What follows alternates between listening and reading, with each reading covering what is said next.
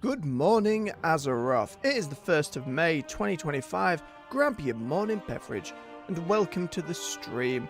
Today I'll be cracking on with our weekly quests with the Nightfall and the Undermine cartels, as well as checking out the new trading post rewards. Without further ado, let's get stuck in. Hope you're all doing well today. You're almost through the week. Keep yourselves hydrated, take it steady. You've got this.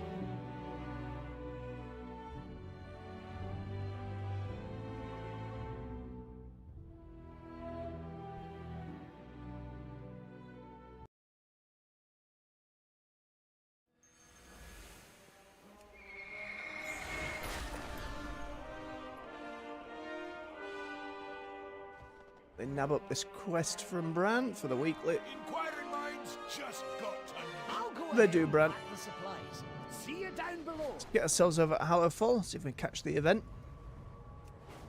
Which I believe we should be okay. Now, if we're quick.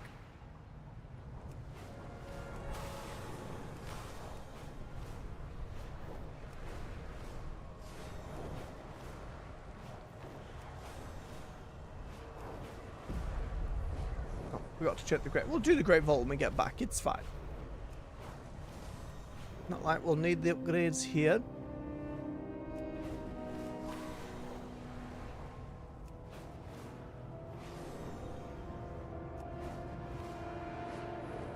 Oh, good timing for it to go all purpley and voidy.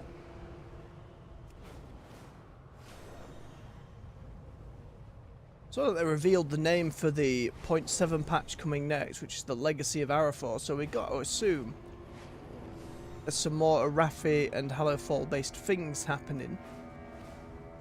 I'm eager to see where they go with it. It's going to be a long time, I think, before we get to the whole Invasion of the Light thing going on. I just can't see them squeezing it into the whole World Soul Saga, the rate we're going. I mean, we'll see. Could be surprised. The links, get the zoomies and I know they do fire in, but there are more important things than the zoomy links right now. Grab the weeklies from the vendor and then get into the event quick. Keep forgetting to swap to Crusader Aura. There we go. Give us the stuff. Light the city. Stay productive in the light. Vigilant in the light. Stay alert. Thank you.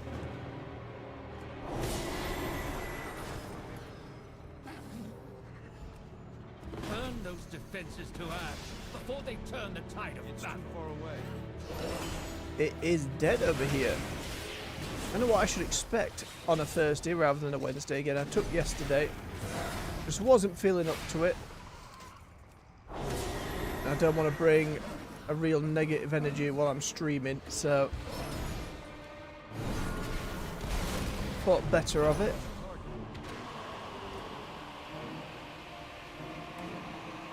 Do I have to keep... Ah, okay. At least all these events are working now.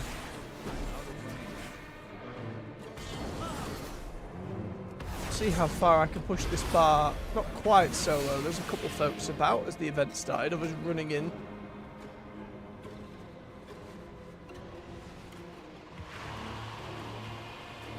It's just good to see other parts of it working, so it's not just immediately stab, stab, murder, murder.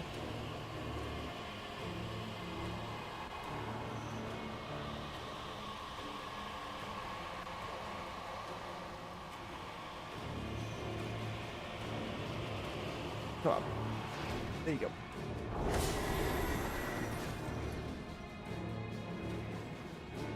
Just right at the end of last week, which I didn't get around talking to about with the Underpin stream. Because again, for those, we have to be pretty locked in. So at the end of last week, they announced some more information for player housing, specifically on the acquisition of different decorations and that kind of thing, which was everything I'd hoped for the most part. It'd been nice to hear about some kind of new profession to be linked in with things. I don't think they've completely ruled it out yet, but it seems as though they're not having a new profession dedicated to it. But a lot of those decoration rewards will come from crafting from all our current professions, from across different expansions, which indeed hits the goal that we wanted of encouraging players to go back and engage with other expansion content. It means my bank's going to be crying, but at some point we're going to have to go back and start getting on with that.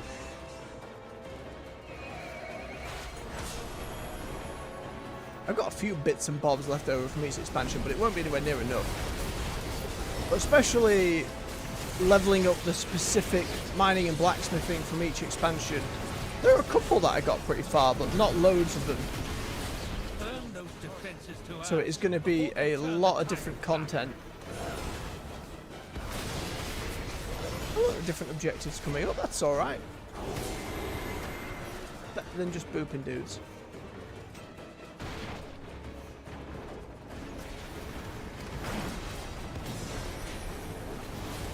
They also said regular drops like the different dungeons and raids. They showed like an old Legion dungeon, and that like a crate may be a drop. Which there's still very specific details around that. Like they said they don't want it to become mount and transmog runs in a way of, oh, I need to go and get the 1% drop rate chance for this thing.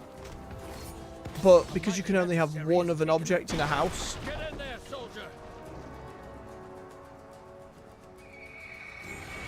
you're going to want to get more than one of a lot of things.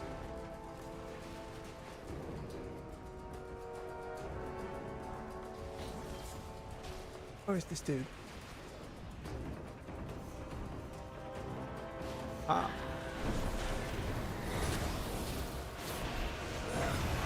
So it becomes, how often do we have to go and farm these things? How guaranteed is the drop rate?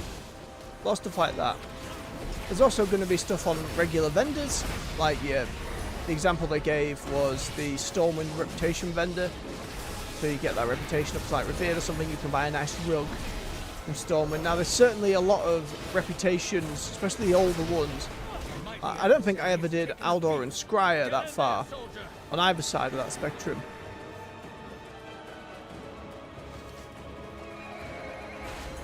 But another big way to encourage folks to go back and do all the stuff. And legacy achievements was one I'm very happy to hear. So a lot of stuff that you've done, but the example I gave was like an Elixir achievement in their head, which I don't actually think I've got. Just doing it in under 5 minutes, which if you go back and do it as a transmog room now, very easy. But whether that's going to apply to a load of feats of strength or stuff no longer attainable, hard to say. Like prior PvP seasons, maybe.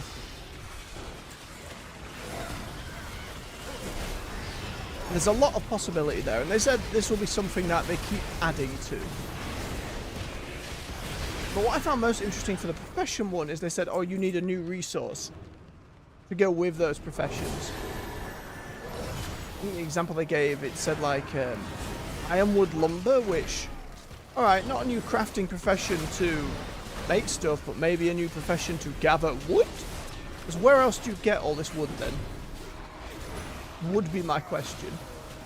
Again, we'll have to wait and see. Hopefully they get into it with the next post they do. They still need to talk about exteriors of housing and the specifics we can find there and what being in a neighborhood actually means. Why, as a solo player, I'd want to engage with that rather than just making a private housing place. There are too many injured on the field. Bring them the warmth of the sacred flame.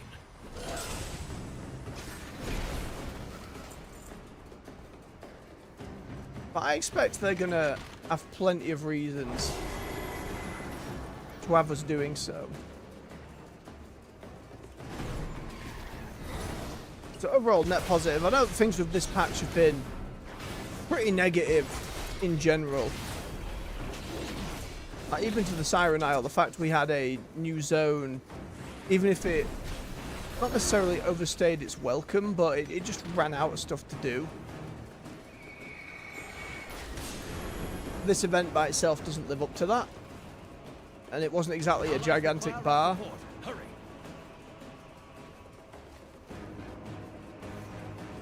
Hurry. Oh no, I'm kicking him over. The cowardly crawlers are Nope, and retreating. it Rally to me, and we will finish this fight. I think by the time we get Horrific Visions and Dastardly Duos, it'll be a lot better, but obviously we're still, like, what, 3 or 4 weeks away from getting Horrific Visions. Which is a shame, because those I'm actually really looking forward to. I said before, but someone who never did the original in Battle for Azeroth, to be able to take my time and go through and really investigate everything they've got to offer there. And because it's N'Zoth infecting folks and characters, a lot of hints about what could happen further in the World Soul Saga, potentially. You know, they chose that event very specifically. Not like they just pulled, let's look back at old things that we could add. No, it was a very specific decision on Blizzard's part. So what it actually means, you'll have to see. And again, for a piece of content that was time limited, I'm glad they brought it back. I think even if I had done it at the time, I'd be glad that they brought it back. Because then for all the players who have joined since then, they get the opportunity to give it a go.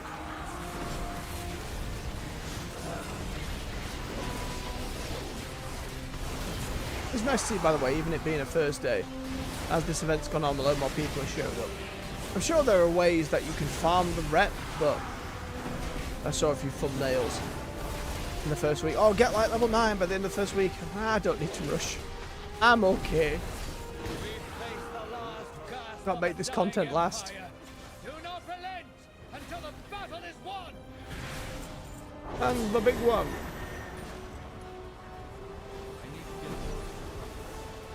I do like this model for an enemy. I just wish, again, if they were going to use it repeatedly, don't have our Delve boss have the same model. Do something different. Have it stand out. That would be the goal, I think, for Delves going forward, is to have that secret encounter at the end. Again, even calling it a secret encounter is a bit... I know that's kind of what the marketing around it was like. The secret 11th Delve, and it's like, it's not really a secret. We all know it's there. You don't have to go find it.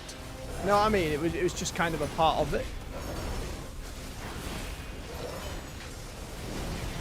But at the very least, make it stand out without it being the same model of something. Have something unique. It's meant to stand as a pillar like Dungeons and Raids. Do something fancy with it. Well, again, I think Midnight will be the true showing of where we've come with Delves. I hope we get there. Even if not, as long as the mechanics are good, I'm probably still going to enjoy it.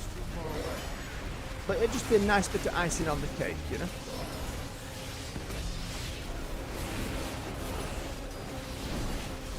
They also put out, I believe yesterday, like a 40-minute sit-down with a content creator and one of the bigger raid leaders, talking over add-ons and things coming in the next patch. Not add-ons.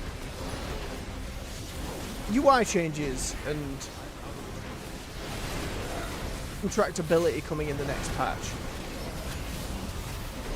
They mainly talked over a couple of buttons that are going to help people with their rotation.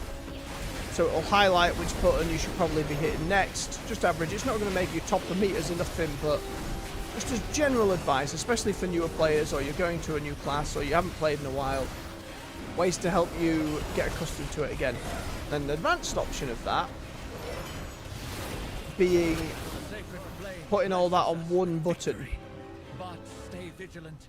The enemy will I know, more return warband to stuff. throw themselves upon our blades once Which will be a more. problem because I still haven't emptied my bank yet. Oh no. Victory for the flames' radiance. Take Huzzah. a moment for celebration. But stay on your guard. They'll return soon enough. Always be prepared. It doesn't count as a pinnacle activity for the week, which is a shame.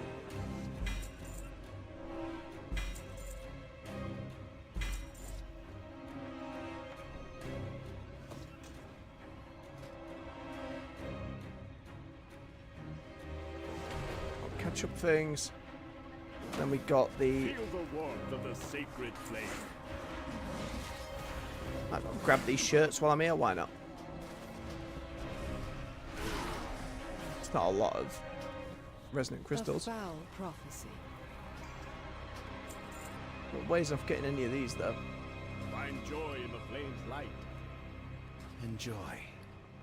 For now. The full white set. Let's see, we got 2 of them, and we need to get like 1, 2, 3, 4, 5, 6, 7, 8 for all in total. I suppose we'll wait until we can pick up a full set. The shadows don't stand a chance against my blades. The other weeklies just get us a bit of rep with it. I wish they gave us more of these tokens. Nab up those shirts. But yeah, they mainly talked about then how it all relates to add-ons. How they want the base UI of the game to, as a baseline, not require people to go and download a load of different add-ons. Your week orders, your cooldown managers, that kind of thing. And they like the cooldown bar here, which again, very early days. They want all that to be in-house a little bit, to bridge those gaps a little easier. As you're someone who doesn't tend to use add-ons these days, I think it can only be good for the game when we get to that point. And they said it'll take a really long time before we get to a point of saying, right, we don't want some of these more combat-intensive add-ons like weak auras or deadly boss mobs to be doing the job of players for you. If the game can clearly show off mechanics and what you need to react to and have like a boss ability timer, which is one they talked about, which for delves I'm like, oh yeah, give me that for the final boss for your underpins, because apparently that having that add-on really helps with that fight and knowing, oh, is he going to do the flamethrower, is he going to summon more dudes? Certainly having that information readily available would be much easier. In So, how you doing? We confront our true selves. Shadows spread. Sure, I'll take your random potion.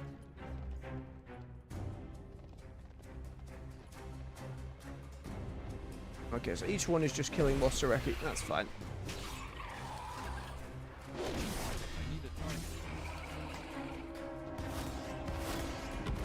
Especially in stuff like rated PvP, it is night and day if you're using add-ons or not. Just how much information is available to you. And what the game can clearly show you. Like, if a team member has been polymorphed or something like that, it's not the most clear of information without an add-on telling you otherwise. So not only would it even the playing field, I think it would get a lot more folks into stuff, especially a more casual player base. Like, I think there'll be people who start up the game and just no idea what an add-on is.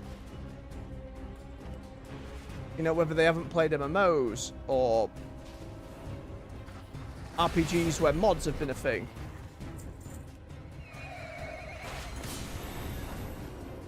Again, I'd have to look, not have to look, but I have one website out there should have some numbers. But I wish Blizzard themselves would come out and say what percentage of our player base is actually using mods.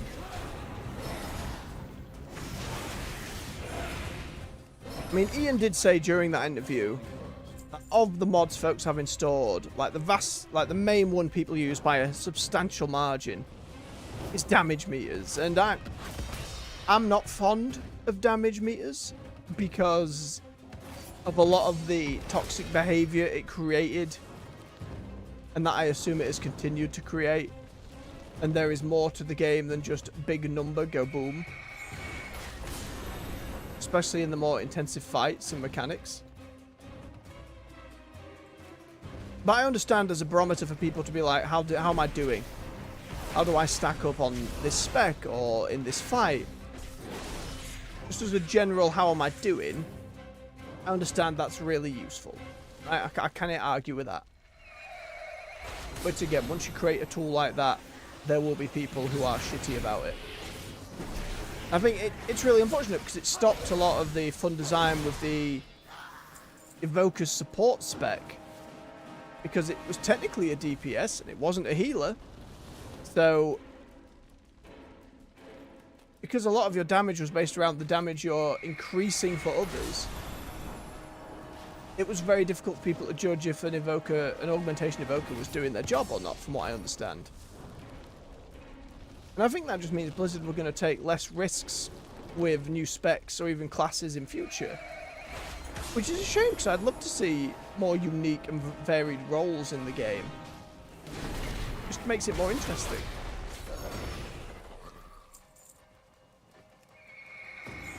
And the controversy around it.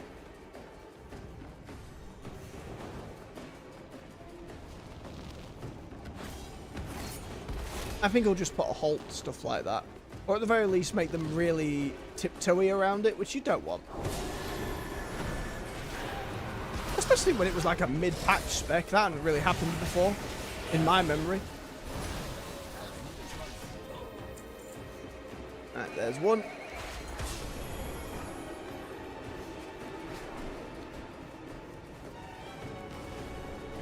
Again, to reiterate, they said we're not going to disable any add-ons. First, for the eternal life of the game, anything cosmetic related or things that help you manage out of combat data, they're completely fine with. And when it comes to the combat side of things, they're only going to get to the point of turning down that functionality or saying, right, you cannot use this kind of add-on anymore, if they feel the game is at a state where it can deliver that information on its own terms. And I think as a goal, that's fantastic. It might take them a really long time to get there, and even when they do, there will still be people who are immediately angry and pissy about it. And some of that at the time may be justified. We'll have to see where they end up on this whole thing. But I'm sure they're going to be very careful about it. But no matter how good they do it, there will be people who are just like, oh, you're taking a thing away from me. Therefore, I'm angry. But I think the two folks they had with them, I think it was the head of Team Liquid and a content creator called Dracona, something like that. Again, I apologise for getting their name wrong.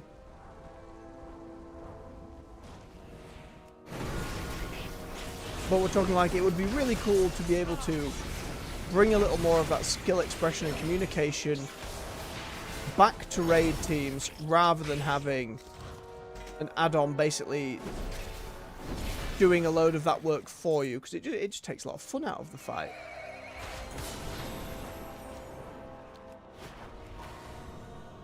And an expression of skill when the add-on's doing it for you. Yeah, certainly from what I've seen from our attempts at the Underpin, there does need to be some clearer stuff. I want that bloody flamethrower to have giant, thick lines being like, it's here. You're not out of range yet. Please keep moving. Especially with that attempt we had the other day. Man, we were right bloody there. Maybe one or two more rotations and him healing himself, and we'd have had it, you know? But I just didn't realise I was walking into flamethrower range, because he was across the map, as far as I was aware. And I'm sure one of those combat mods would be like, red flash on the screen or something. Oh, you're in range, you're in range. So while the differences aren't ginormous for someone who plays the game like I do, even situations like that, it would be beneficial for me to be using add-ons. Clearly. But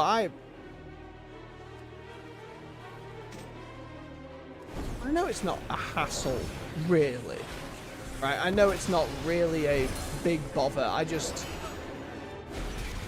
I'd always start down that road in prior expansions, and then you just, oh, I'll get this add-on. Oh, I'll get it. And the game then looks nothing like it's originally intended. And for the vast majority of people, that's fine. I just don't like that. I also think it showcases, especially now I'm streaming without them. Oh, this is the experience I'm having. Maybe someone at Blizz watches and be like, right, what are we not catering to? What feedback's Baroque giving us?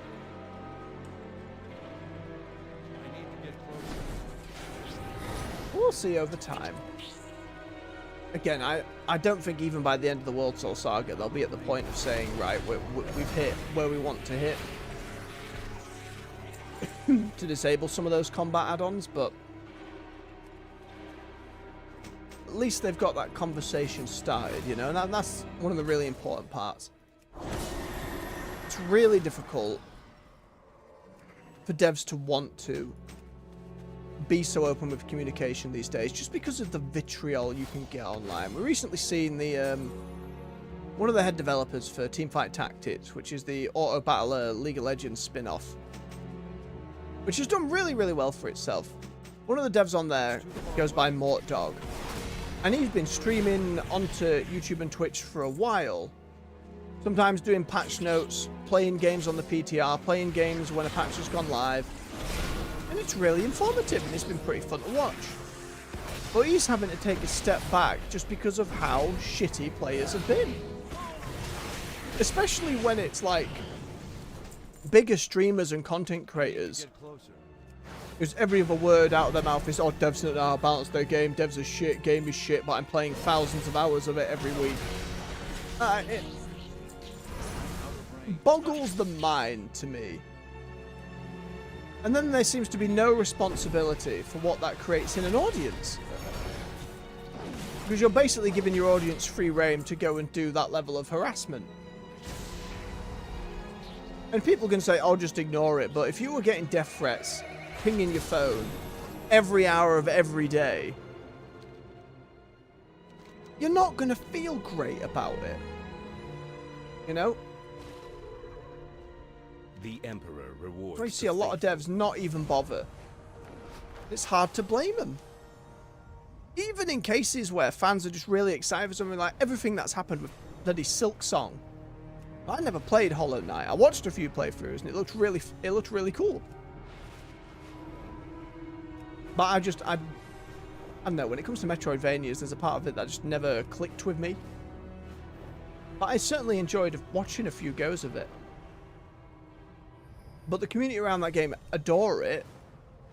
But because the devs weren't being like, oh, it's coming out this time, because, you know, they're just working on it. Beladar shift in your favor. People were giving them, Beware the shadows. pardon me, Stay productive shit in and the death light, threats. vigilant in the night. And you're like, for just wanting the game to come out. Absolutely absurd. How are those like things people talking about getting to rep 9 in week 1 when the only thing that gives rep is these? I don't think the event itself gave rep. Alright, let's get ourselves back over to Undermine. Just in time for the driving surge. Hopefully. Have to be quick.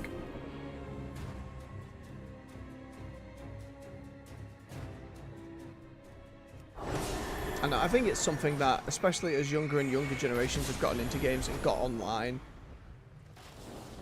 and social media is introduced at a younger and younger age, and there's been no consequences for people being shitty.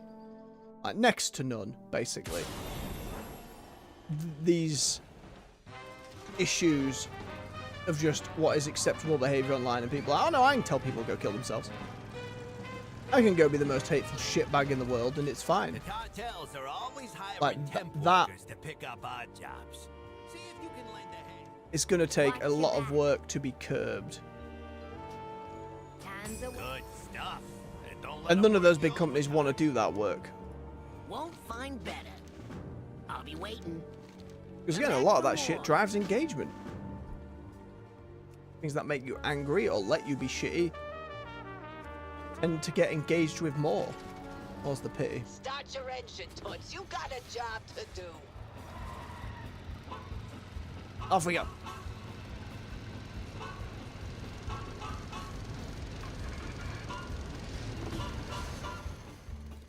Oh, it's so nice that it just works. Ooh! Onto people's balconies.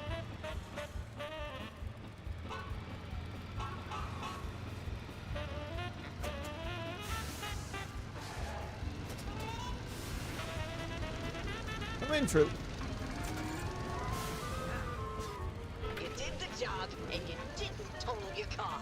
I call that a success.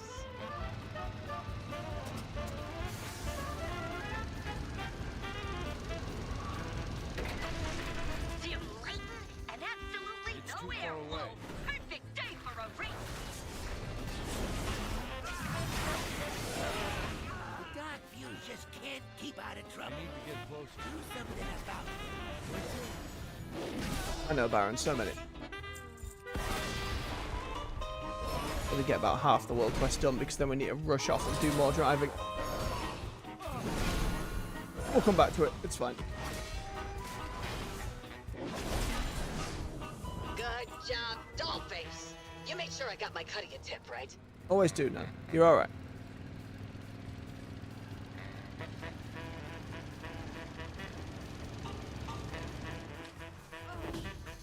Grab.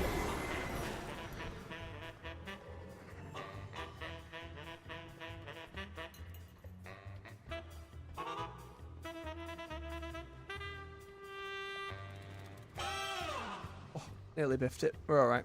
There you go, Daisy. Great work, Toots. I hope your cut's enough to pay all of your traffic tickets.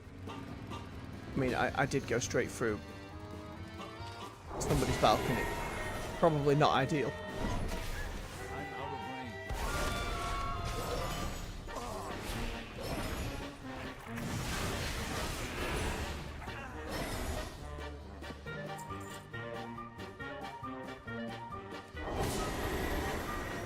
It's too far away.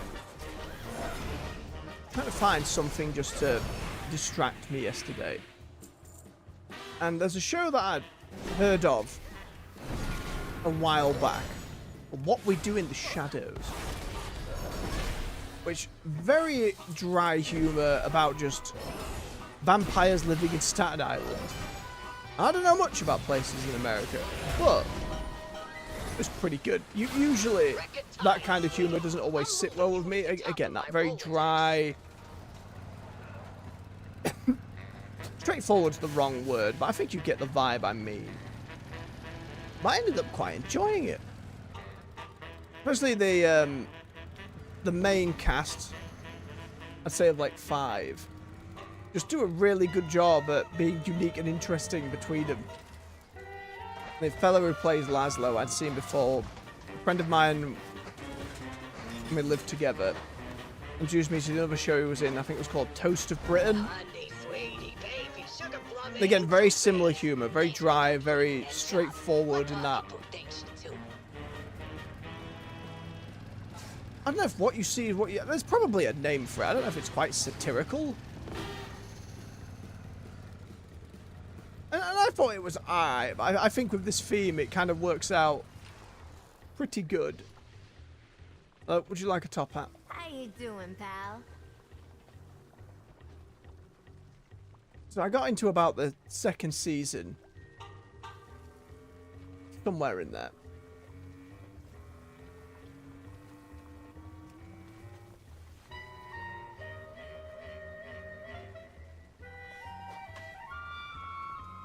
Hang on, apparently I'm trying to collect customers. I think this is a different job. What's the news?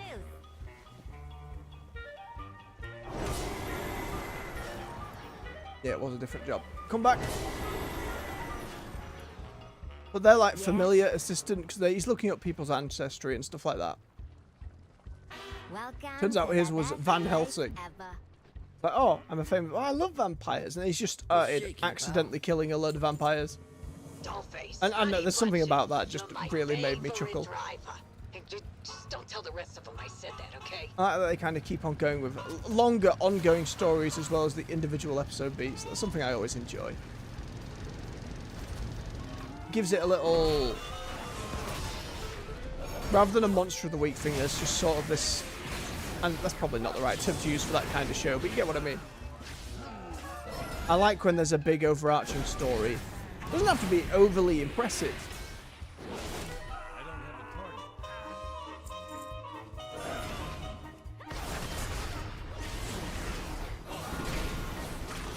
target. But it almost lends a sense of I'm following along with this grander story. It's not just bit by bit. Trouble. They do now.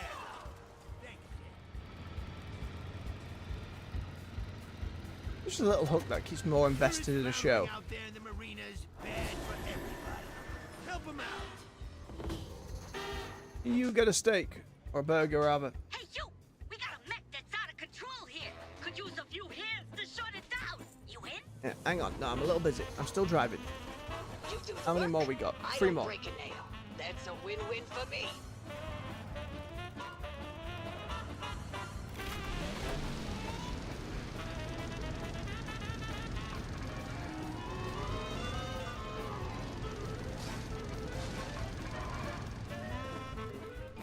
No, I thought we'd maybe get through. Let me out.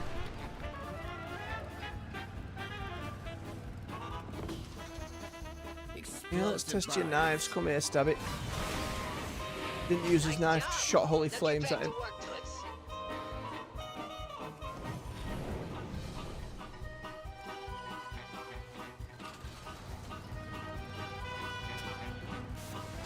I wonder if every patch from now they're going to try and do something with a ground mount.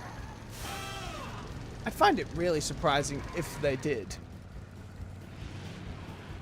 I think it's certainly been an experiment to see how people take to it and what they could do in future for some kind of Dragonflight-esque mount overhaul for ground mounts, but again, you can't get horses to go in the same way that we've had as cars going. And you've got good examples in the industry. You've seen what like Guild Wars has done with theirs. People seem to really like that. Ooh. Random pet. I'll take it.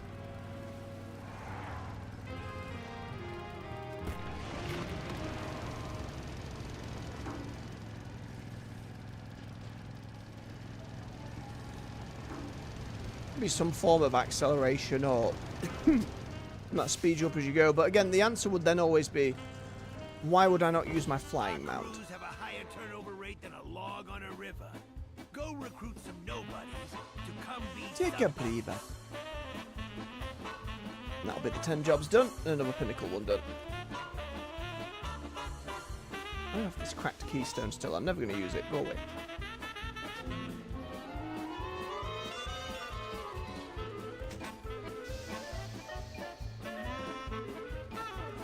Music should really calm down for this last bit. Drop itself to something a little more chill. There we go. Thank you, Nana. Alright, where's a scrap? Nearest scrap job. That way.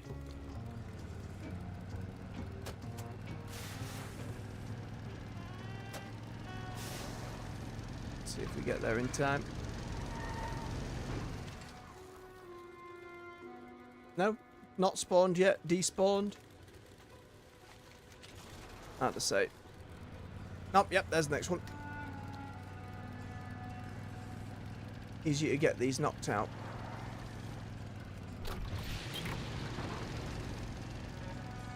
I noticed from last week's the rep buff certainly helps. Well, well, well. Let's go. Come on, Get the Chop trash. Chop, we're getting Come on, paid robot. commission, Get in not there. hourly.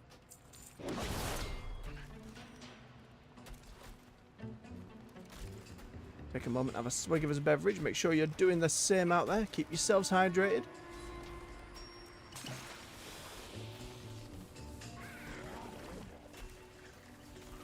Yeah, it happens sometimes.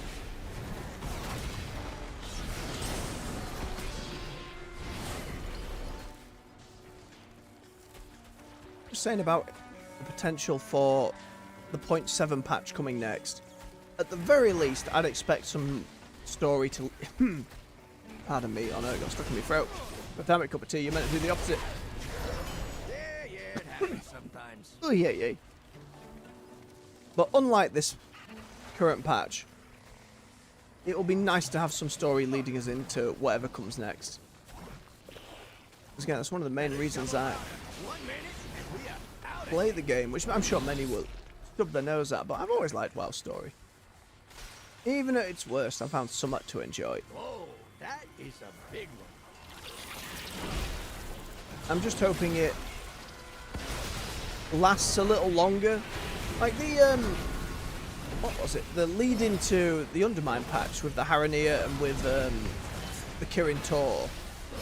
Yeah, there was a bit of time gating, but at least there was 2 different quest lines and one wasn't time gated.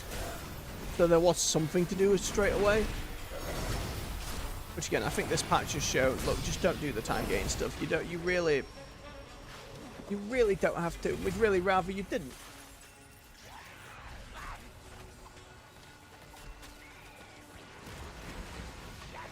And while looking back on it, it focused a lot on the Haranir. And Owenia was kind of about for all of Undermine. She was here. But it's not like the role she played actually did much. You know what I mean? She was just kind of about. Jetpack. Sure. Whereas I'd much rather... I don't know, she had something more in line with her people or the situation about Azeroth, but it felt like...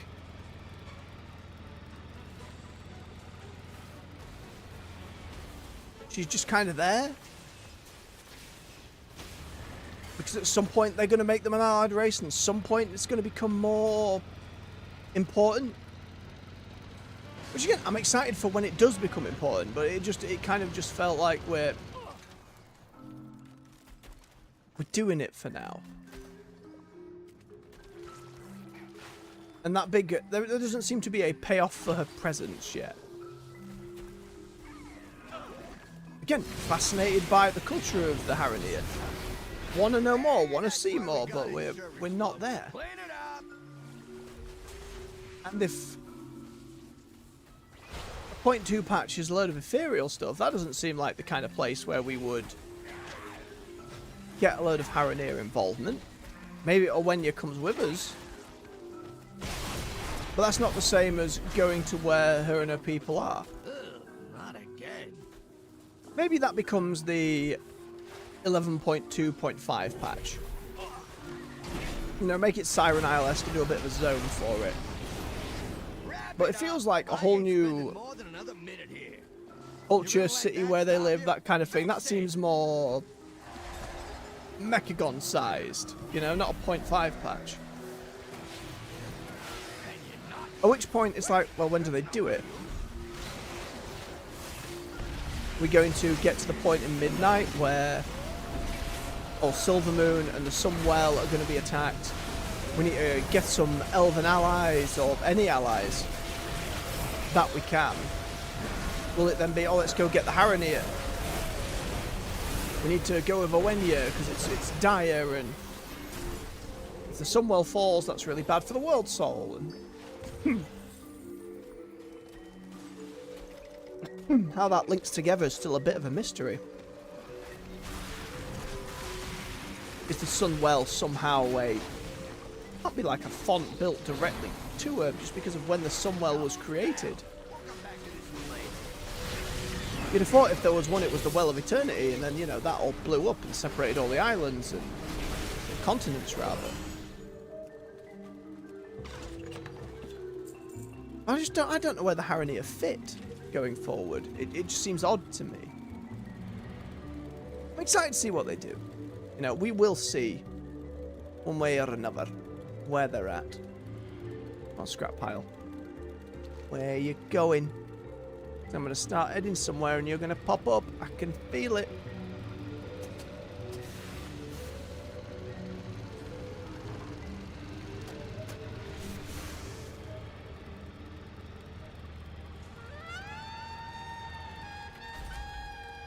Come on, man. No, you wanna.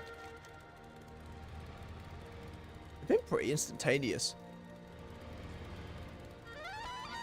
Alright, we'll start going with another one.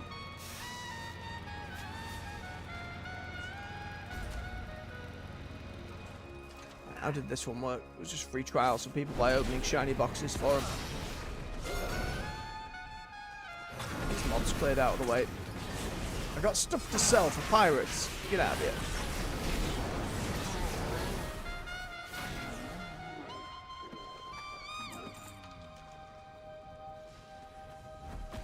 And to be fair, even if they don't get to the Haranir, it's fine. I'm way more interested in all the ethereal stuff that could potentially be coming.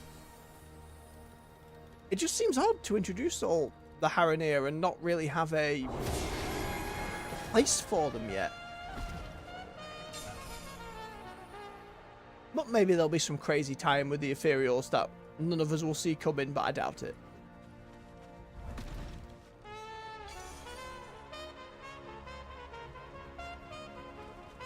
And I don't think for the ethereals we'll get to a point of like, what's under the bandages, because it's just, you know, just energy.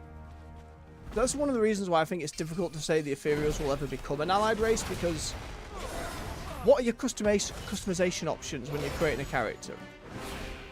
Fancy bits of armor maybe, but then you get into the same situation as Drakthir. How does that interact with the rest of the armor you can equip? Will it only be on certain bits for your bandages to be showing?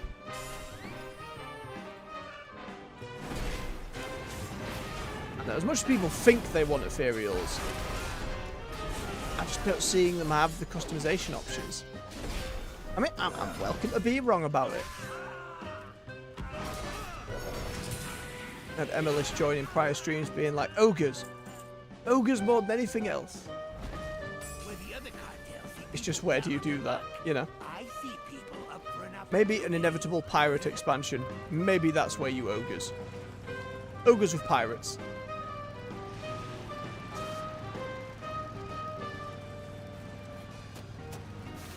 I just missed it. It only just popped. God damn it, game.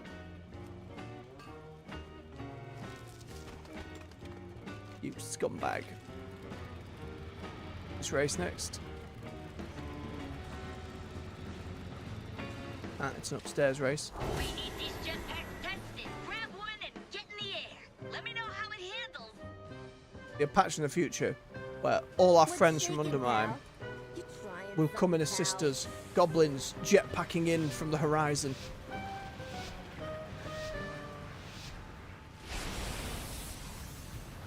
Snipers and knives. Giant mechs raining from the sky. I almost dread to see the day.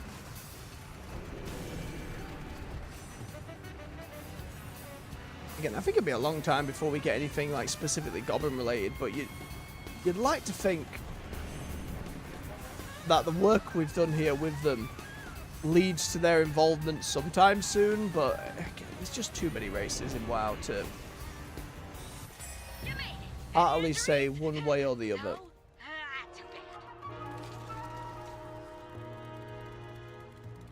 Emilis, I did see.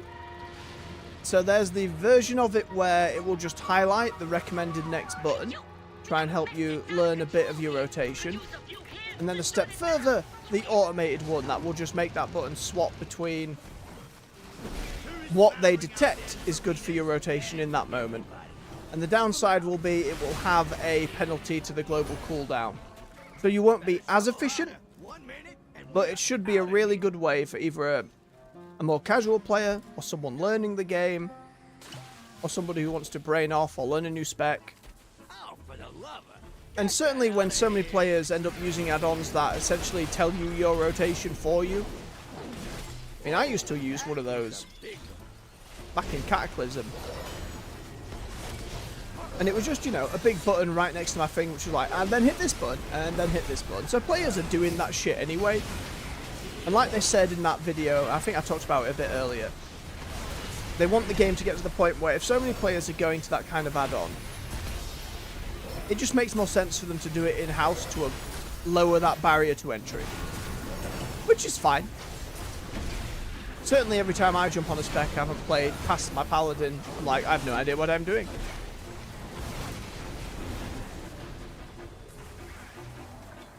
I think that's a perfectly valid use for it. You want to take your gameplay a little casually? Sure, hit the button. Don't worry about it.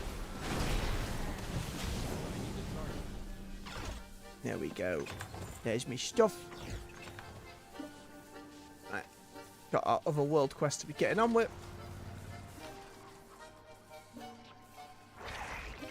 No fish, please. Once we get these out of the way, we will go and check the month's new trading post. What brings you? Ahoy! Ahoy. Yep, very good.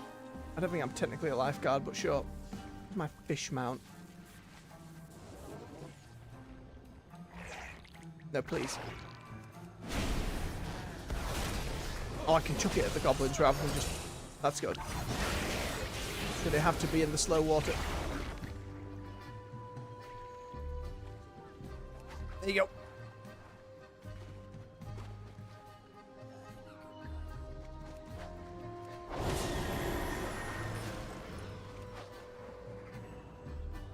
Be free. No worries, Emilis. Best of luck and enjoy. I had some bad stuff, by the way, with Apex and some stuff recently. That EA's just laid off another few hundred people, including about 100 from the team at Respawn. Pretty much cancelling Titanfall 3, which is a crying shame. Also, I believe they just released a new character. And the woman who was like the lead on that character, or the design of that character, was part of the layoffs. Like, the day it was released. Pretty shitty. Where the games industry is at these days. That's no shame at Apex. It seems folks still really like it. It's one of those where, apart from the occasional event, it was never a solo game. You're always jumping in with 3 people, so I was just like, I'm not about that life.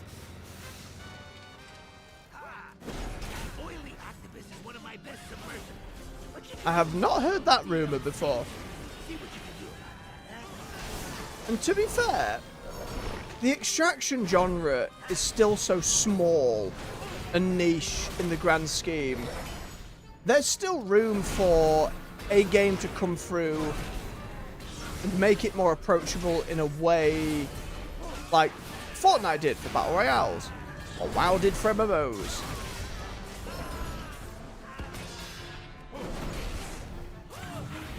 Or Hearthstone did for card games, in a way. I think there's going to be a place for an extraction shooter that starts off more casually. I really liked that franchise. So any attempt at bringing it back. And I always have to take development plan information with a pinch of salt, because that information tends to change so quickly. It's like Dragon Age the Veilguard. We started off as a live service game, and then we became a dark, broody, you are rogues on the streets trying to tear down the wizard hierarchy, and it's an espionage game. And then it got changed again. So how much changes in development can be a nightmare. See, exactly, Emilis. This is what I'm saying, though. There's the opportunity for a game to be created in that genre. That is the antithesis of something like Tarkov. In fact, I have tried Tarkov, and it is not for me. No, no, no. Way too sweaty, way too difficult. No, no, no, no. I do not have the patience for it. Tried Hunt Showdown. I really like how that game's put together. But again, a bit too much for me. I think if it was a little more casual, with a little less risk, throw some giant silly mech combat in there, it could have been pretty cool. I always find it a shame with cancellations, because now there's no potential. You know what I mean? It could well have been a shit Titanfall game just to try being an extraction shooter. It could have just been garbage, sure. But the possibility was there. That it was really cool. And then a load of people lost their jobs and livelihoods. in an industry where the CEOs so rarely, if ever, maybe once, ever take the hit. It's just upsetting. Wow! Do you ever think about doing this professionally? No, Nemi, I don't. Right, let's go nib by the boss.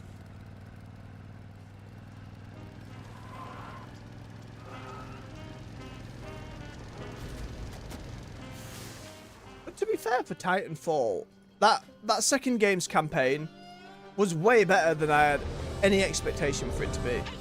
And I really, really enjoyed it. The first one I played a little bit and I was like, okay, this is alright. And the second one, I know some folks preferred aspects of the first one's multiplayer. I enjoyed both to a degree. First one, I think, just had some better stuff in the multiplayer. Like, it felt a little bigger. There was loads of those AI dudes around in a way that made it fun to just run around and use that smart pistol and blow them up as you were just flailing. So I didn't get into the second one as much, but the story of that second one, my god. Mechanics that they did for one mission and then never used again. Love that shit. Nope, bubble. Not having it, bombs. Not bloody having it. I get enough bombs in this arena with the underpin.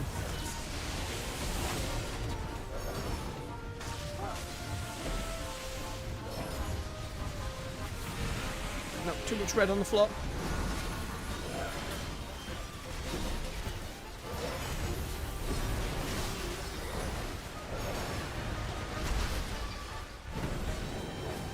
It's too far away. Back.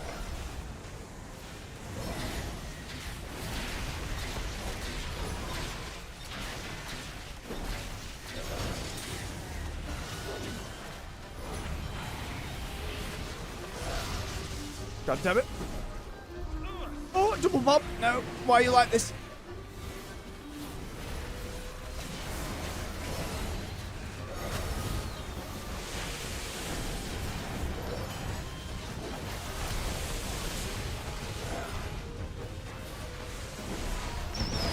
There we go. Man, you totally wrecked it! Do you know how much that cost? I mean, thanks for taking care of things.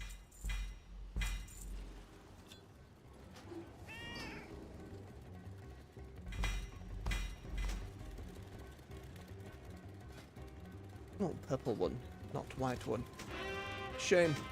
Way more warbound gear. There's no room in my warbank. There's absolutely no room for any of this.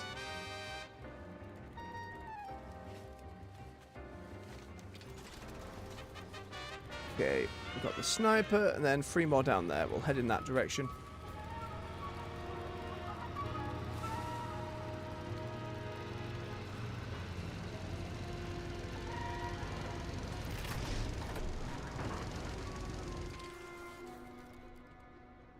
Go!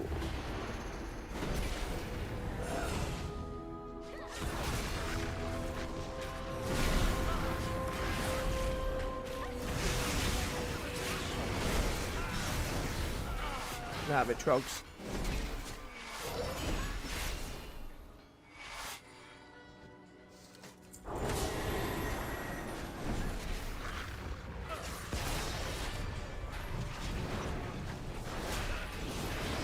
Saying it, please despawn all the non-Azerothi vision mobs. Makes it a pain in my ass.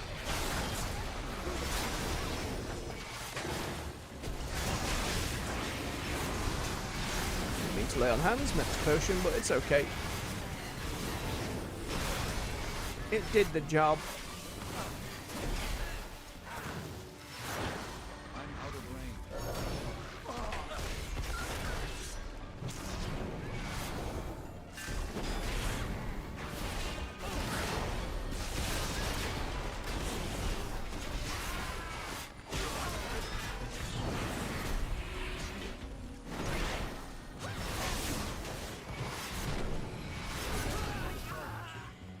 Already full.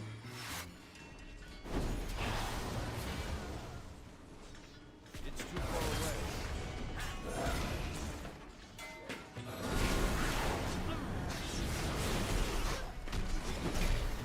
I watch my health a little bit.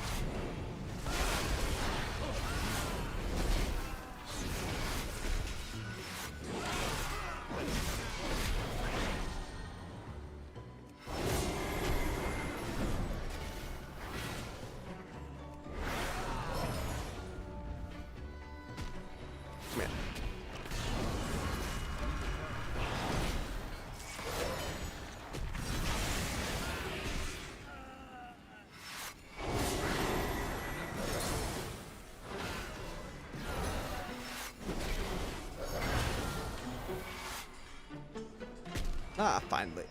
I feel like for whatever reason the rares in this area don't spawn as much as they did in some of the non-Undermine places. Couldn't they say why?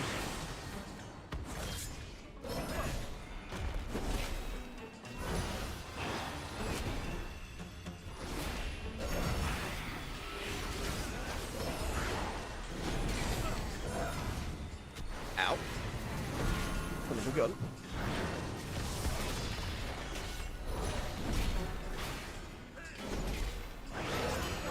Beautiful. I need to get closer. It spawned in the other direction. It's fine. Worm. I'm out of range. I've still been nipping at Hearthstone here and there. Like, the StarCraft stuff piqued my interest a while back. And then just proved to be really irritating to play against, so I just did bits of Arena. I know there's meant to be an Arena rework coming at some point this year, which I'm actually quite excited about. That was like my main way of playing. It evened the playing field for that game in a way where you then didn't have to worry about buying packs and that kind of thing. I really enjoyed it for that. Have a good draft mode. But the Emerald Dream stuff's been okay. It's been alright. Flavor's good, as it usually is with Hearthstone. And I do prefer the more it's grounded in Warcraft and not we're on a holiday resort or suddenly everyone's in a rock band. Because it just adds too many lore questions. Why is there a Worgen Death Knight? For example, why is it not in WoW itself? Stop doing this, Hearthstone. Created a new a Titan for the Pantheon. Are you ever coming to WoW? Are you canon? What does it mean, Hearthstone? That kind of thing. But I do enjoy it, and to be fair, there's not quite the level of I've played WoW for God knows how many years, or the near full 20 years. But I did play Hearthstone since its closed beta, and then it was maybe oh God, I stopped playing it as what expansion was it? I have no idea. It was like 2 or 3 years, 4 years worth of expansions that I had. I just never touched the game. It just got too money grubby. That's when they started really pushing all of the pre-order packs and bonus packs and fucking £80, like, get your pre-order with this hero and it's all FOMO and shit, and it's like, oh, go away. And they still do all that shit. It drives me nuts. They get even fancy heroes. I looked in the show and saw, oh, there was a Tyrion hero. Oh, how do I get that? How do I get Tyrion as my hero character? Oh, I pay £20. Oh, great, I'll do it. Where is it? Oh, it was a unique event that no longer exists. Well, fuck, I can't even give you money when I want to because you've gone so FOMO. What can I say? It's Tyrion Fordring. I love the guy. But again, that's just... Why have that stuff FOMO when as a returning player I'd be like, oh, I'll have that. It said on, like, the thing on there, mate, when it returns to the store. But that store rotates custom hero skins. And to be fair, there are some ones you can spend the in-game currency, like the gold for instead. Which is nice. That you can earn some different heroes. That will rotate in on it. I got like a Crusader Morgraine, which was pretty cool. It was like 1,000 gold. Like, that's good. I don't know, especially when you've got those big paid options that aren't related to a battle pass. At some point, I'm just a customer who wants to spend money. Stupidly, yes, you can argue, but nonetheless. Why not let me? I know, it's just a weird thing. I always hoped Hearthstone would get to the point where somehow, and I know the technology probably wouldn't allow for this one way or the other, you would have WoW open, you'd be queuing for stuff, and then you'd be able to open up Hearthstone and play it from within WoW's client.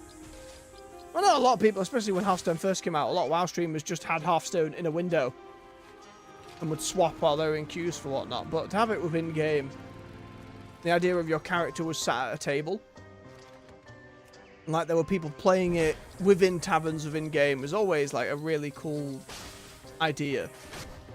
But I imagine just technically it probably wasn't possible for one reason or another.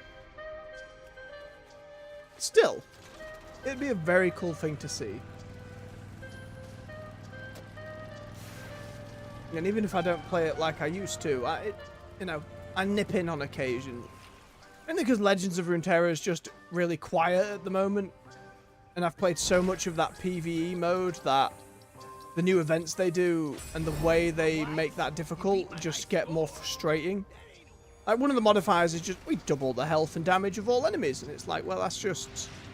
I have to only play the characters and decks that I've got really leveled up and have invested loads of time in. But I want to level up all these new ones. But I can't level them up in this content. And you need me to complete it with 9 different characters. Maybe 5 of which are leveled up within the regions you want me to... It just became overly complex. Or not even complex, just overly Lots of dark fuse. But you're the leading expert. fiddly in a way that I didn't appreciate. That was some of the simplifying and stuff. Like, Warwick's one of my favourite League characters. And the actual card design's really cool. How he functions.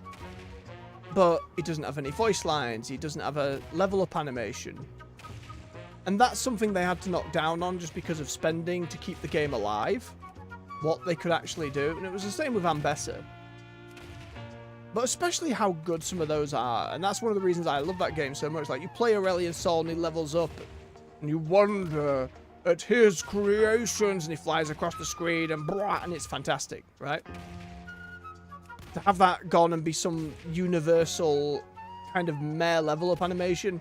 And they've even said, oh, we'll do a better one.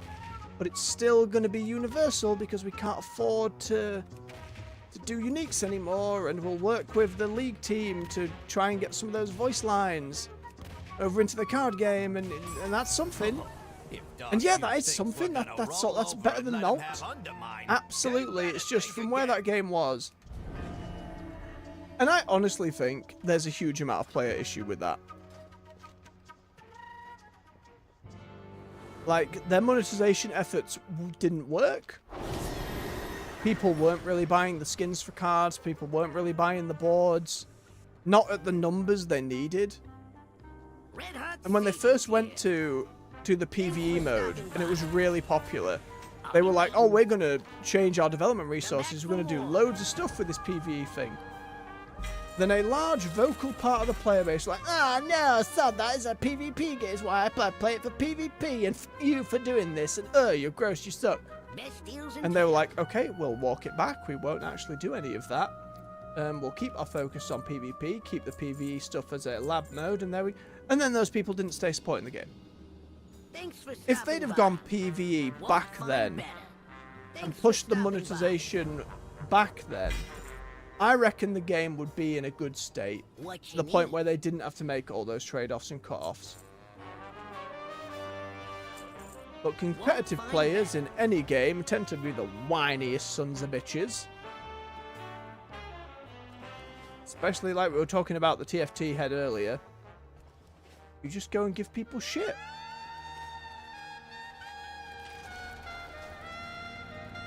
And as in that case, it can just kill games. Which is stupid. Absolutely stupid. Oh, I rant about it for days. Maybe one day I will. I do less live streams at some point and start making more edited videos. Maybe. Alright, before we get onto the side gig here, heading back to the Ringing Deeps, we're going to take a quick bio break. So stretch your legs, refill your beverage. I'll be back with you in just a few minutes. I'll see you soon.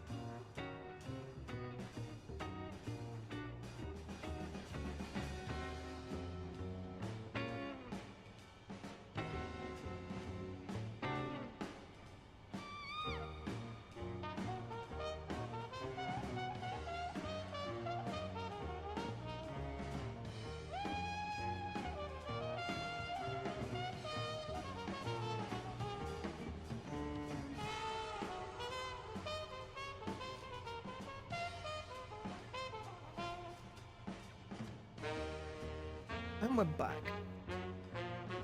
Thank you for his patience. Got a swig of my beverage.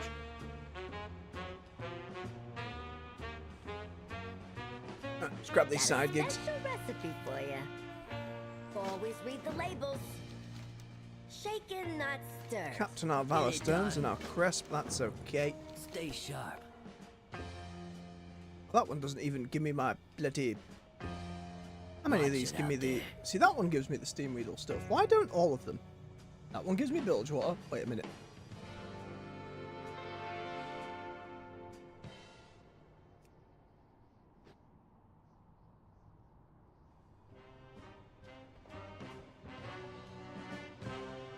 I'm confused, game. It's just that one that doesn't. It's fine. We might as well. It's free gold. What's the damage? Let's go. Ow.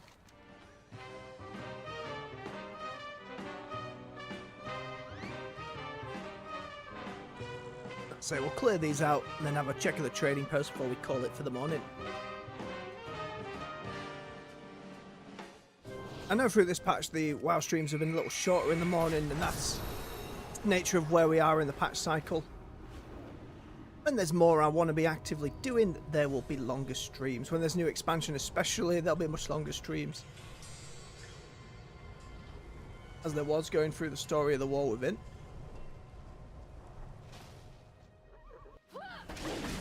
Let's grab a load of these up.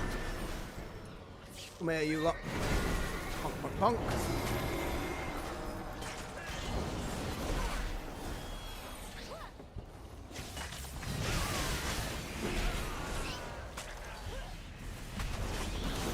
Get some tags. There you go, friend.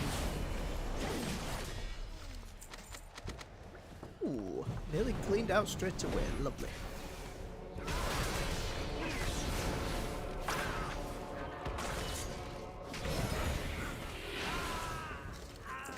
I'm still pushing on Avowed on the evening streams, which you're welcome to come join me for. Investigating a new zone last time. I'd hoped to get all of that zone investigated on that one stream, but it turned out to be a little bigger, those explorable areas, than I anticipated. So we got maybe 3/4 of it explored, and then as I was like, we've just got this one last bit to kind of run through, to kind of figure out, and then some old fella had fallen down a hole and was like, please come help me, and it was a whole underground thing, and I was like, god damn, I'm knackered. I haven't eaten. There is no more time. I will call it there, unfortunately. So we have a bit more running around there to do before we get to the city. But I'm hopeful that this evening we can do both. That we can finish up exploring and doing quests in that last quarter, and then get into the city proper. Lots of necromancy things going on. And again, necromancy in WoW has always been very much is bad. You know, there's not much depth when it comes to the necromancy in WoW. There's not like society and rules built around it, which is something that I really appreciated. Whatever folks want to say about Dragon Age and Veilguard, I really appreciated that glimpse into their necromancer society and trying to handle it with some form of morality. And Pillars has a similar thing. There's still folks who are like, oh no, you're harnessing the dead and messing with souls, and that's just a no-no, regardless, right? But when a society gets together to put rules around it and try and do so humanely, I find it becomes interesting then. It's not just twirly mustache villain saying like, I raised the dead and I'm bad. I'll conquer the world, you know. Whereas in WoW, it's just like Death Knights do it because they're Death Knights and they come from a place of evil, and even though we're on side with them, it's still war. They're still Death Knights.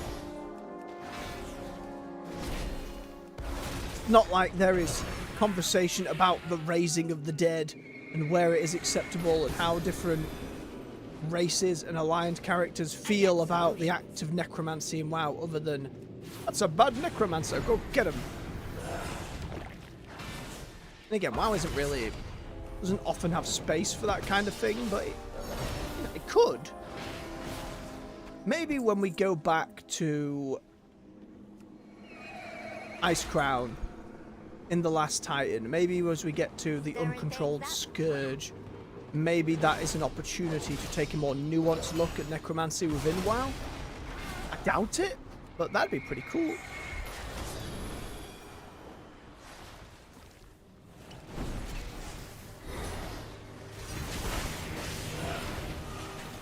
It's just more interesting that way.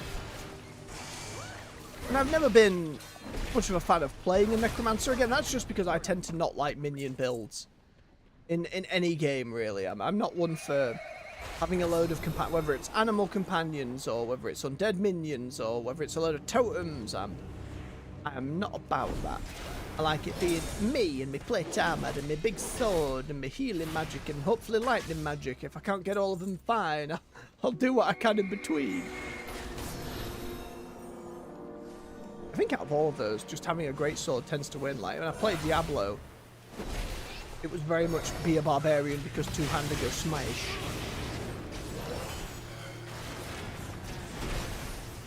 That said, I did enjoy the Crusader quite a lot in Diablo 3. I can't remember if they ever had an option to two-hander at some point. Maybe they did. Maybe there was a talent where you could have a two-hander in one hand and then your shield. It's just because it was so tied to having a shield. That's one thing I hate about any game that includes paladins. Is like, well, you must have a shield, and I'm like, no, I want a shield. I'll do it. I'll take it. I'll take the shield. Like Final Fantasy XIV did that. Lost Ark did that. Well, Lost Ark was just more. It was just one-handed sword, if memory serves. That game is apparently having a bit of a resurgence with a load of changes lately. Just again, the way they, not just the monetization, but the progression and how much of a slog it became. On top of players being douchebags, it drives the fun out of it, and it became a chore. At that point, it was like, right, well, if you want to progress at all, even hitting these power points and like, you can't do any more of the story until you hit item level, blah, blah, blah. And then it was like, well, sod off then. If I have to spend 3 weeks doing 2 or 3 hours of dailies just to get on with the next bit of story, you've lost me. Separate that shit, you know? Your game story should never really be locked behind some kind of item level. If it's part of your progression in an RPG, I'll get it there, I understand it, but for an MMO kind of thing, when your gear game is so important to so many other aspects of the game, whether that's raiding or dungeons or PvP, like, that's where that gear game is, right? I don't need it in my story content. I'd say when in an RPG, that is part of your progression overall, in a way that is you working towards your end goal of going through the story and exploring. Like say Avowed is, there are certainly areas where I've stumbled across that, like, all the enemies here are a little higher, but I've been pretty good so far at upgrading all my gear ahead of time. We've only died in combat once. There have been 1 or 2 close calls, but nothing too crazy.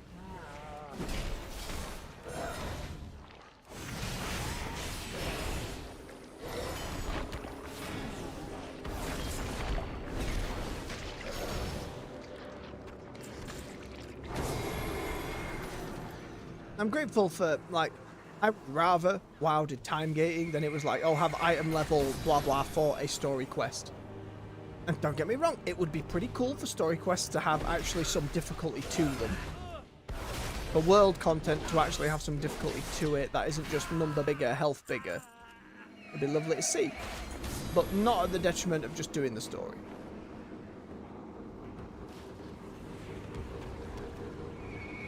I think it would do more harm than good at that point.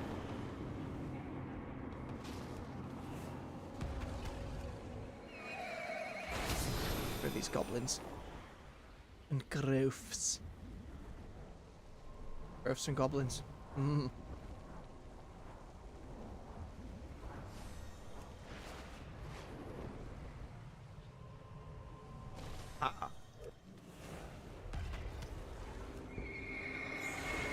One more. you give it.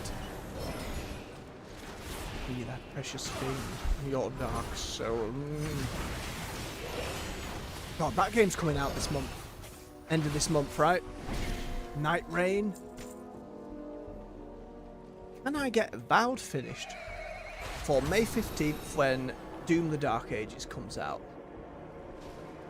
And then, because I reckon I can probably finish Doom before Night Rain comes out. That doesn't seem like it'll take me more than a couple weeks at most. Doom games don't tend to be really long. I know this one's meant to have some bigger open areas, which Doom's always been good at crafting very specific levels. Very clear-cut experiences, so I'm a little nervous about them opening things out a little bit. But again, I can't imagine it's going to be a 40-hour game. But if it takes a bit longer, it takes a bit longer. Again, I'm hearing really awesome things about Clair Obscura's Expedition 33. Just across the board. Apart from maybe from people who don't like turn-based combat, but you know. If you don't like the style of a game and the kind of game it is, I don't think that's any reason to give it a bad review score. You're playing the wrong game if it's in a genre you don't like, you know what I mean? I'm working. Whatever. What you got? You doubled up there. But I really want to get to that, but I can't justify going straight from Avowed into that big RPG back to back. I might have done if I wasn't streaming it, but because, you know, I'd be doing it on my own. I'd be playing different games, I think, more often, rather than going through one at a time. But when it comes to the channel, I've said it before, I prefer going one at a time. Maybe that's something I need to put a poll up out for. Let me know in the comments or where have you later on, but if that variety would be more enjoyable for folks. But I've said it before, the main reason is I'd always hate it when a streamer's playing through a game I really like and they have to spend an obscene amount of time relearning it once a week. And it's not an obscene amount of time, you know, it's 5 to 30 minutes depending on the streamer. I have an extended supply. But it's just a point of frustration that is unnecessary to me. And I'd rather focus on the game in front of me. Again, maybe that changes on the channel over time. But for the moment, that's where I'm at.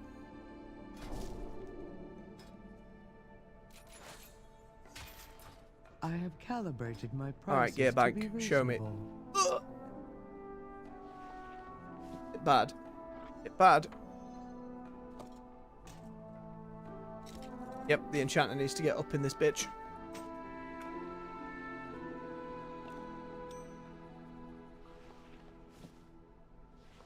So we have hit the point now.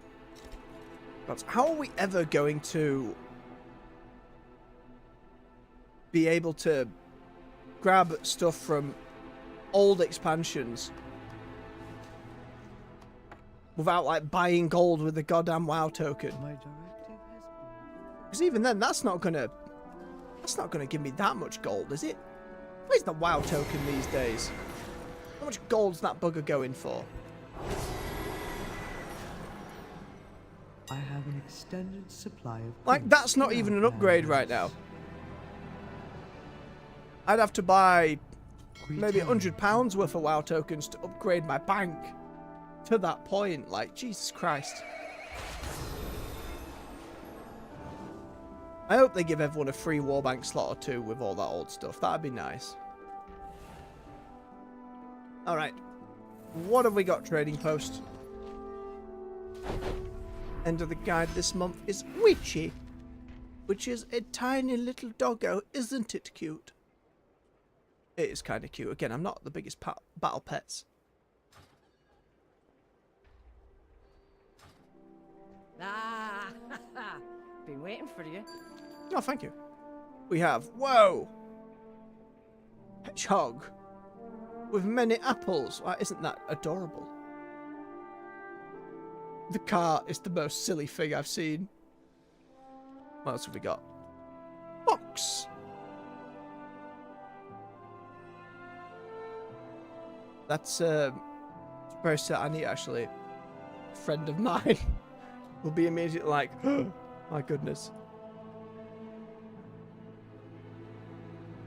Maybe we can do something with the shoulder pads or raccoon variant. The shoulder pads are all right.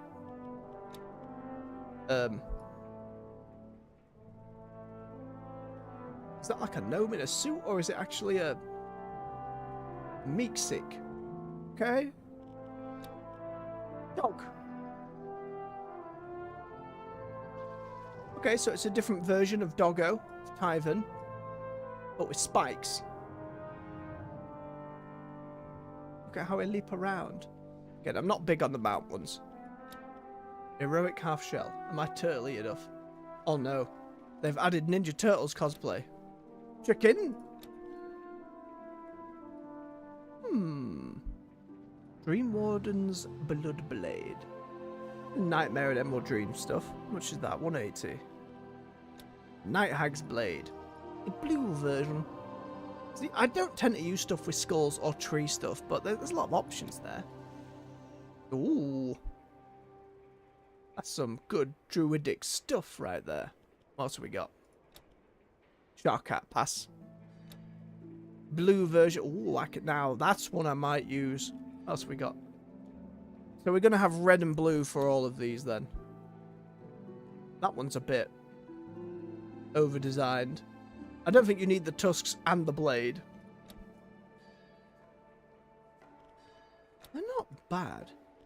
Large Renaissance katana. Oh, see, these are the simple weapons I like. Oh, because we're doing the Ninja Turtles thing. Right. Oh, wow, that flail tech for nunchucks. I hadn't even thought of that. Oh, yep, they got them all. More of those. And then some skirt. And vigilante mask. Way more skirt and vigilante mask. Same with the slippers. Okay, it's some stuff. What about the returning? Amberfly.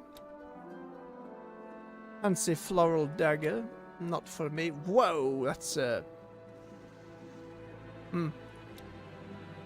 flower axe. Flower bow. Flower staff. And stick. What do we want? I could see the katana being used at some point, two-handed. Let's start using the add to cart button. And I think the blue version of the stave, absolutely. Otherwise, again, I'm not. Like, the thing about this fox one, maybe that the... What's actually in it? The head, the shoulders, chest piece. Okay, so there's actually a lot of stuff.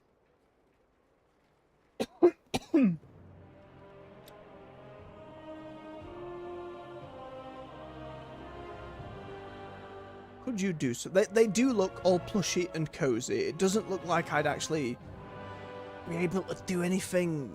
Yeah. It's a lot of tendy. It's a lot of tendy for something I'm unlikely to use. I think I'd have to just get one of them if I was going to. Probably do something with this on a hunter. I would never use the hat. Again, the cutesy stuff, I'm glad it exists. People love it. It's not for me. Poofy sleeves, no. The really thin legs and boots, like, they're not even 3D. These are flat textures. They're solid textures. But they're not, there's no 3D element there. But the shoulder pads, again, they do look soft and pillowy and very, very nice and snug. Do I do it or do I save? Is it worth grabbing this thing? Who would I use it on? Maybe the Death Knight? I am more likely to use it than I am to use the fox stuff. No, I think I'll call it the free. Then maybe I change my mind at some point. I can see myself using it for the a hunterish aesthetic, I can see me using way more than these. And I'd rather save my tendies for the months where it gets real busy. Some months there has been, oh, I kind of want everything. Oh no, I grabbed it anyway. Oh, because I hit just the purchase button and not the...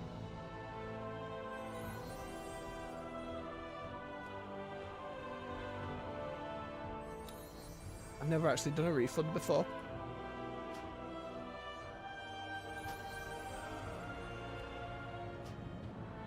There we go. It says you've collected all these things and now it has to uncollect all these things. Now don't you be gone too long. Which I assume means it took it right out. Yeah. Okay, so the refund thing works, fair enough. Yeah, I didn't see it. Oh, it's Children's Week. Hey. Hi. Maybe I'll do a bit of that with the LFR stuff tomorrow. Maybe we have a glance at that. Potential. Now though, that's said for today. I will say, how do I do that? Hang on, I need to Alt Z at the same time as pressing it. Thank you very much for watching. If you've enjoyed yourselves, don't forget to hit that like button. Helps push the video through the algorithm so more folks come hang out, play some games with us. Subscribe for more content here on the channel. On the weekdays we're at 9 AM GMT with World of Warcraft, and between 4 and 6 in the evening we start up on other games, currently of course going through Avowed. You can find playlists to all the other games we've covered right here on the channel to binge to your heart's content. Until next time folks, much love, take care, and bye-bye.